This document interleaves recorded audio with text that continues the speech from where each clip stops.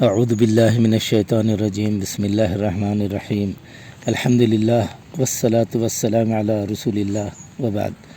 ناظرین السلام علیکم ورحمۃ اللہ وبرکاتہ۔ میں حکیم محمد عبدالجلیل حیدرآباد تلنگانہ انڈیا سے آپ سے مخاطب ہوں۔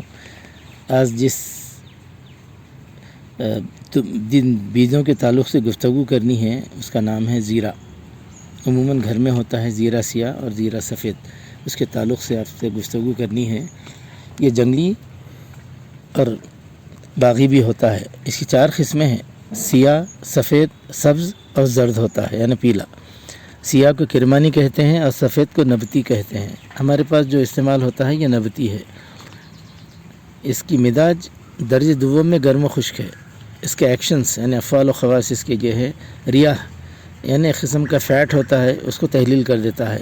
خصوصاً بدن جو عموماً موٹا ہو جاتا اس کے لیے بہترین تہذیل ہے یہ، یعنی بدن کو دبلا کرتا ہے اور گیسز کو بننے نہیں دیتا، اگر بن بھی جا رہے ہیں تحلیل کر دیتا، اس کو میلٹ کر دیتا، اور مخوی معدہ، مخوی جگر اور انتڑیوں کو بھی قوت دیتا ہے اور گردے کو بھی قوی کرتا ہے، گرمی پیدا کرتا ہے، بلغم چھانٹتا ہے۔ اس کی خصوصیت یہ ہے کہ بلغم کو کھانسی کے ذریعے سے چھانٹ کے نکالتا ہے اور قبض کھولتا ہے۔ دل کے نیچے کبھی مار لگ جانے سے دل کے نیچے خون مردہ ہو کر کالا یا نیلا ہو جاتا، اس کو روغن زیتون اور شہد میں اس کو پہلے پیس کر کپڑے سے چھان لیں، روغن زیتون اور شہد ملا کر اس کی پیسٹنگ کریں تو الحمدللہ وہ تحلیل ہو جاتا ہے۔ سفید زیرے کا حلوہ یعنی کپڑے سے چھان لیں، اس کو پیس کر تھوڑا سا گائے کا گھی لیں اور تھوڑا شہد ملا کر اگر بچے والی عورت خاص طور سے اس کو کھلائیں تو الحمدللہ دودھ کثرت سے بڑھنا شروع ہو جاتا ہے۔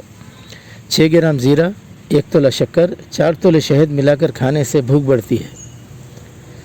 زیرے کے نقصانات، عموماً ہم بے تحاشا کھا لیتے ہیں تو اس سے تھوڑا بچنا چاہیے۔ اس کا کثرت استعمال بدن کا رنگ پیلا کر دیتا اور پھیپھڑے اور آنتوں کے لیے مضر ہے، انتڑیوں کو نقصان پہنچاتا۔ تو اس کی اصلاح کیسے ہوگی؟